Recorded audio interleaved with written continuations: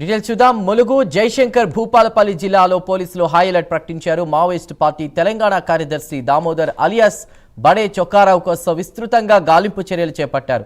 తెలంగాణ సరిహద్దు అడవుల్లో దామోదర్ షెల్టర్ తీసుకున్నాడనే సమాచారంతో గాలింపు చర్యలను ముమ్మరం చేశారు. భూపాలపల్లి, కాటారం, తాడ్వాయి, కన్నాయిగూడ అడవులను గ్రే హౌండ్స్ బలగాలు జల్లెడపడుతున్నాయి.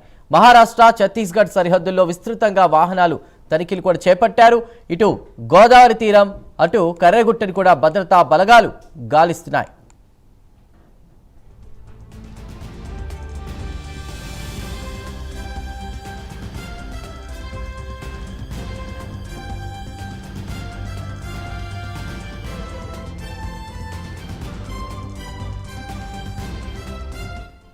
ములుగు జయశంకర్ భూపాలపల్లి జిల్లాలో పోలీసులు హై అలర్ట్ ప్రకటించారు. మావోయిస్టు పార్టీ తెలంగాణ కార్యదర్శి దామోదర్ అలియాస్ బడే చొక్కారావు కోసం విస్తృతంగా గాలింపు చర్యలు చేపట్టినట్టు తెలుస్తోంది. పూర్తి వివరాల్ని మా ప్రతినిధి తిరుపతి అందిస్తారు.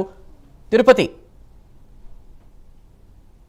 భూపాలపల్లి జిల్లా సరిహద్దు ప్రాంతంలో పోలీసులు హై అలర్ట్ కొనసాగిస్తా ఉన్నారు. ఇటు మావోయిస్టులు కర్రెగుట్ట ప్రాంతం నుంచి బయటికి వచ్చారనే సమాచారం కొద్దే పోలీసులు అయితే ముమ్మరంగా తనిఖీలు కొనసాగించినటువంటి పరిస్థితి కనిపిస్తుంది. మావోయిస్టు పార్టీ తెలంగాణ కార్యదర్శి దామోదర్ బడే చొక్కారావు కోసం విస్తృతంగా గాలింపు చర్యలు అయితే కొనసాగుతాయి. తెలంగాణ సరిహద్దు అడవుల్లో దామోదర్ షెల్టర్ తీసుకున్నారనే సమాచారంతోనే గాలింపు చేసినట్టుగా తెలుస్తా ఉంది. భూపాలపల్లి, కాటారం, తాడవాయి, కన్నాయిగూడెం అడవులను గ్రేహౌండ్స్ బలగాలు పూర్తిగా జల్లెడపడుతున్నాయి. మహారాష్ట్ర, ఛత్తీస్గఢ్ సరిహద్దులో విస్తృతంగా వాహనాలను తనిఖీలు చేస్తా ఉన్నారు. ఎవరైతే వాహనాలు కొత్త వ్యక్తులు కావచ్చు అనుమానితుంటే వారిని అదుపు తీసుకుని విచారించిన తర్వాతనే మళ్ళీ వారిని విడిచిపెట్టినటువంటి పరిస్థితి కాబట్టి గోదావరి తీరం వెంట ముమ్మరంగా కూంబింగ్ తనిఖీలు కొనసాగిస్తారు. అటు కర్రెగుట్టలను కూడా భద్రతా బలగాలు కూంబింగ్ కొనసాగిస్తున్నాయి. కర్రెగుట్ట ప్రాంతంలో పెద్దగా బాంబులను నిర్వీర్యం చేస్తూ కర్రెగుట్టల్లోకి కేంద్ర బలగాలు చొచ్చుకెళ్తున్నటువంటి పరిస్థితి. 3 రోజులుగా ముమ్మరంగా హంటింగ్ అయితే కొనసాగుతున్నటువంటి పరిస్థితి. టార్గెట్ దామోదర్ అనే ఆపరేషన్ పేరుతో కర్రెగుట్టల ఆపరేషన్ 2తో కేంద్ర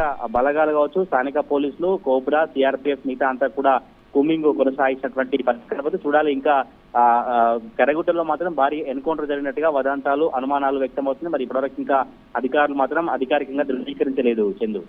right Tirupati, thank you for the updates.